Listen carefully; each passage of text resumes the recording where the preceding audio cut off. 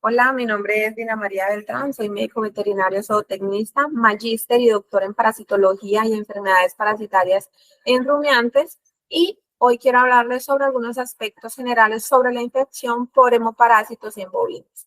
Entendemos como hemoparásitos aquellos parásitos que se encuentran dentro del torrente sanguíneo de los bovinos y en ese mismo orden de ideas pues tenemos la tristeza parasitaria bovina como una de las principales enfermedades que afectan la bovinocultura. Los parásitos o los géneros que están dentro de este complejo son el género Anaplasma y Babesia y actualmente se está discutiendo, algunos investigadores consideramos que el Trypanosoma vivax debería incluirse dentro de este complejo. Aquí les muestro el porqué. En este gráfico, este fue un estudio que nosotros realizamos, podemos observar la parasitemia por anaplasma, que serían estas barras rojas, y por tripanosoma, que serían estas barras en anaranjado, ¿cierto? Ya esta línea en azul nos muestra lo que sería el volumen globular de los animales. ¿Qué quiero mostrar aquí? Que cuanto mayor, ustedes pueden observar que cuanto mayor sea el grado de infección de estos dos parásitos en los animales, más rápido o se va a ver más evidente la disminución del volumen globular en los animales. Eso para los dos parásitos. Entonces podemos decir o podemos encuadrar Trypanosoma en este complejo debido a que comparte algunas características y manifestaciones clínicas con anaplasma.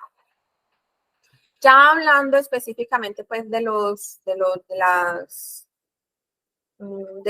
estos géneros, pues tenemos que anaplasma es una bacteria gram negativa, es un parásito intracelular obligatorio, es decir, que necesita estar dentro del glóbulo rojo del animal para realizar su ciclo evolutivo y su transmisión se da principalmente por la picadura de la garrapata Rhipicephalus microplus, que es la garrapata del bovino, por agujas infectadas, por agujas contaminadas y por la picadura de insectos hematófagos, como por ejemplo Stomoxys calcitrans, que es la mosca de los cuernos. También puede haber una transmisión a través de la transfusión sanguínea y una transmisión transplacentaria, que es la que se da de la madre al ternero. Dentro de las especies de anaplasma, pues tenemos anaplasma central, que se localiza en el centro de la célula, y anaplasma marginal, que se encuentra en el borde de la célula.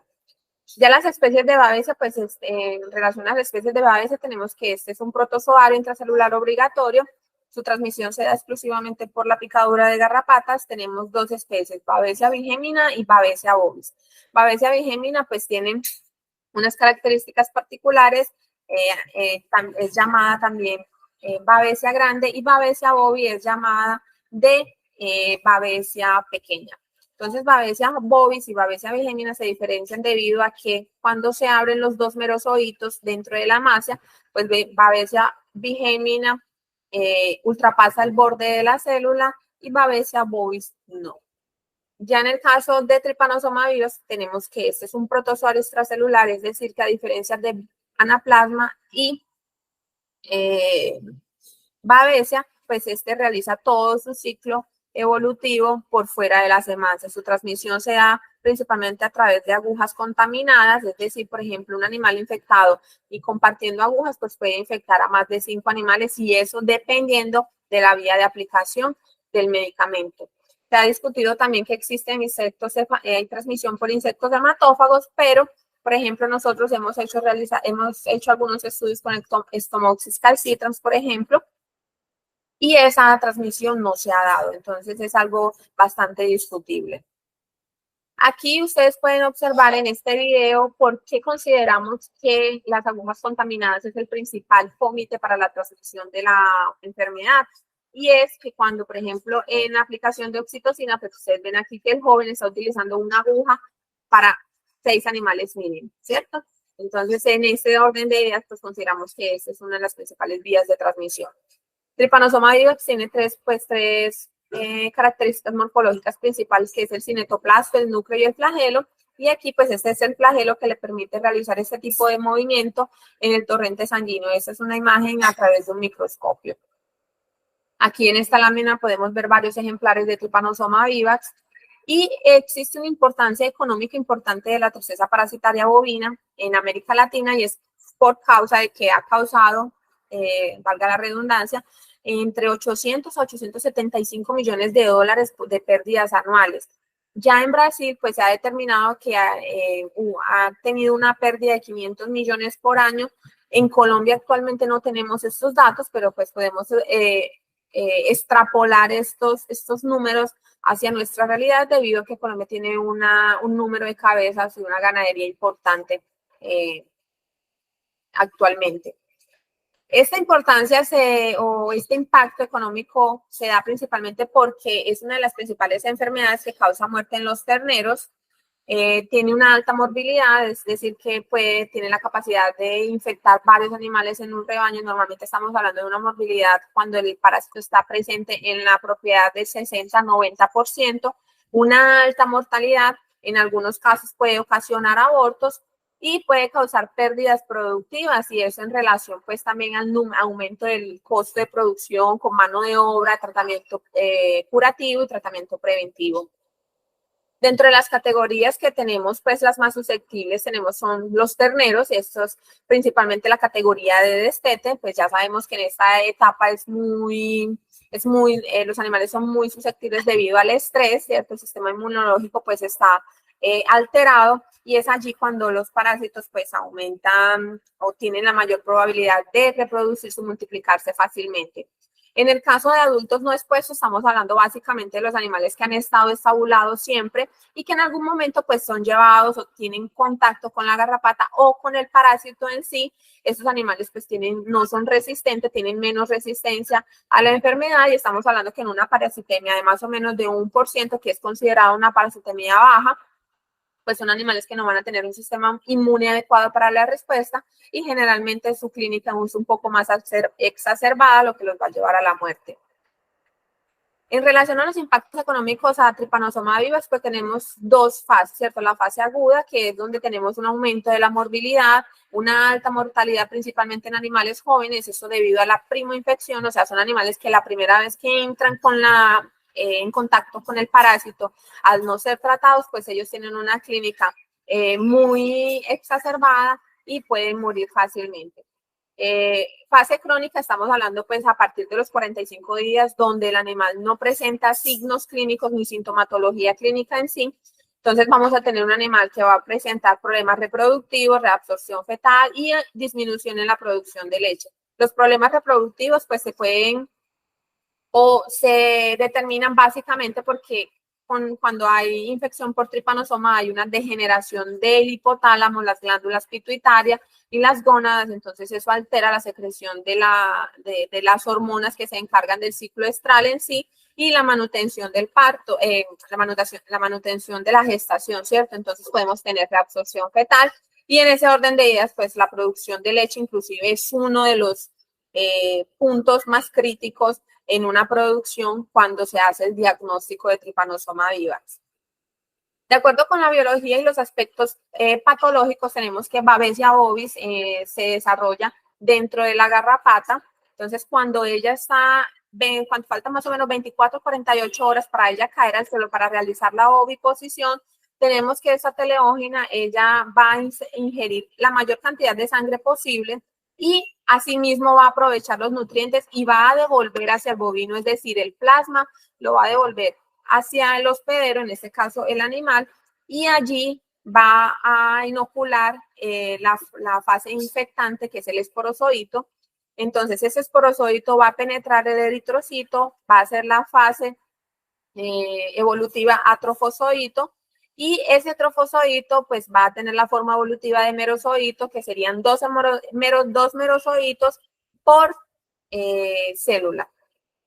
Esos dos merozoitos van a tener que salir, ¿cierto? Entonces, cuando ellos rompen y hay esa lisis del glóbulo rojo, va a haber liberación de hemoglobina. Y al mismo tiempo, esos dos merozoitos van a penetrar nuevas células rojas, van a hacer nuevamente el ciclo evolutivo, van a volver a ser merozoitos, esos trofozoitos van a ser nuevamente merozoitos, y esos dos merozoitos nuevamente van a hacer la ruptura, van a causar una lisis y así sucesivamente. Todo ese proceso va a continuar hasta que el animal muera o hasta que él tenga un tratamiento y él responda positivamente a él. Cuando tenemos esa cantidad de hemoglobina liberada en el torrente, en el animal, pues vamos a tener anemia, mucosas pálidas por esta disminución de hemoglobinas circulante normal en el organismo, ¿cierto? Entonces esa hemoglobina que tenemos aquí se va a acumular y se va a localizar en los tejidos. Entonces lo que vamos a ver son pequeños puntos hemorrágicos, por ejemplo, en corazón, en hígado, en vaso, en otros órganos.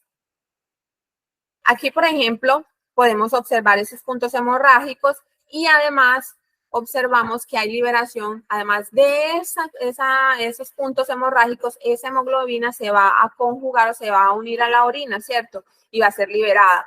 Entonces vamos a tener hemoglobinuria, que es esta coloración roja o color Coca-Cola que llamamos coloquialmente en el animal. Este animal tuvo esto, fue tratada 24 horas después, ella ya presentaba una coloración de la orina normal. Es decir, este sería un buen inicio de que el tratamiento está funcionando. Ya en el caso de Babesia bovis, tiene una característica particular y es que ella puede llegar al cerebro. Entonces, ella causa una obstrucción y va a haber un flujo interrumpido de sangre. Esos glóbulos se van a quedar allí obstruyendo y en esa obstrucción, pues esos en un imprint, por ejemplo, como lo podemos observar aquí, podemos ver cómo esas células infectadas llegan a ser infectadas por Babesia bovis. Este fue un animal que fue a óbito, colocamos una lámina y eso fue lo que pudimos observar para corroborar que fue infectado por Babesia bovis. Entonces, en ese animal pudimos observar este cuadro. Un animal pedaleando y aquí, por ejemplo, podemos encontrar también esta manifestación que es andar en círculos o ataxia, que son movimientos incoordinados. Generalmente estos cuadros son irreversibles. Ya en anaplasma, entonces, tenemos que en todas las fases de vida, pues se desarrollan prácticamente en la garrapata y cuando en la fase vegetativa y en la forma infectante, ¿cierto? Entonces, cuando el animal está infectado, esas anaplasmas que son redonditas, ellas se van a multiplicar y pueden infectar otros glóbulos rojos. Cuando estos están multiplicándose, el sistema fagocitario mononuclear se activa y envía células para secuestrar estos glóbulos rojos infectados. Cuando estos glóbulos rojos infectados son secuestrados por estas células fagocitarias, que son llevadas al vaso, allí son destruidas y en ese momento de la destrucción de esa lisis, pues hay un desmembramiento de la hemoglobina, donde se separa el grupo hemo de la globulina. Entonces, por acción enzimática, esa globulina se va a convertir en bilirrubina y esa bilirrubina conjugada con albúmina, pues van a ser llevadas hasta el hígado, ¿sí? Hay otra bilirrubina que no va a ser conjugada con albúmina, que se va a distribuir hacia la bilis y allí ella va a ser depositada o va a ser excretada junto con las heces. Cuando esa bilirrubina cuando hay una alta parasitemia, esa bilirrubina o esa bilis se va a ver de esta forma, una forma grumosa y gelatinosa. Normalmente la bilis no tiene estos grumos, ¿cierto? Es un poco más líquida. Y además de eso, vamos a tener que va a haber liberación de bilirrubina a todos los tejidos. Entonces, vamos a tener esta forma ictérica. Vamos a tener ictericia. Aquí, por ejemplo, podemos ver la diferencia entre un microhematócrito en un capilar, un plasma no ictérico y un plasma ictérico. Entonces, vamos a tener estos puntos de ictericia en todos los órganos. Podemos encontrar también a través de la necropsia o incluso mediante ecografía, podemos ver esplenomegalia, que es el agrandamiento del vaso, y además podemos ver esto, que es la misma consistencia de la bilis, que es un poco gelatinosa, que se va deshaciendo pues conforme se va tocando.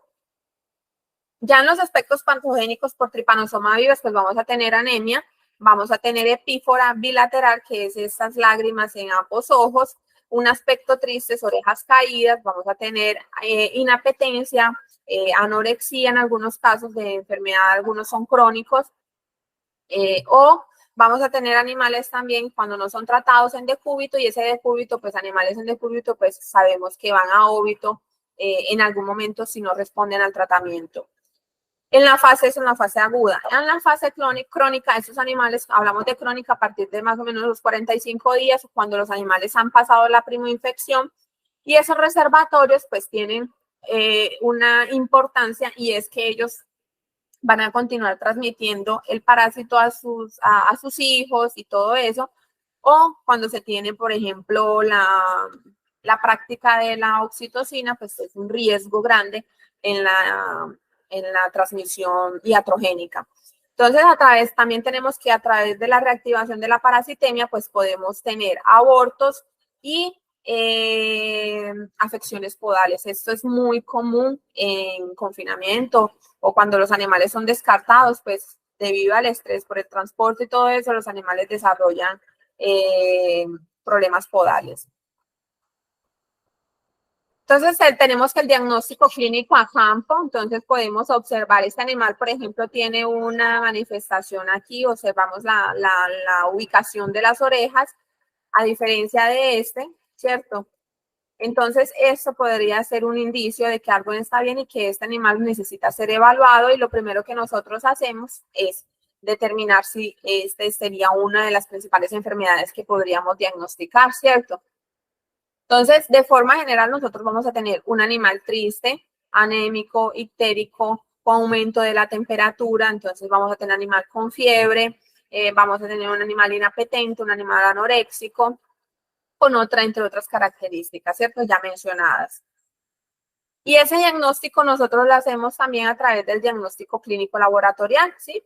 Entonces, se hace mediante la toma de sangre, la muestra de sangre en tubos con EDTA, conecta, con anticoagulante, se realizan los microhematócritos, se coloca en una microcentrífuga y se realiza la lectura en una tabla, y eso más o menos de 7 a 10 minutos, pues ya tenemos un diagnóstico de la disminución del volumen globular, ¿cierto? Esto para tener un control.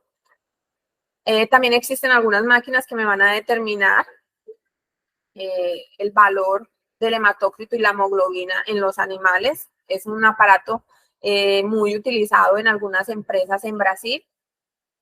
Y también tenemos la forma más segura, que sería el frotis sanguíneo, en el cual yo hago una lámina y mediante el microscopio pues yo hago un conteo por campo del número de células infectadas, y ahí hago el cálculo y determino cuál es el porcentual de parasitemia de esos animales, ¿cierto?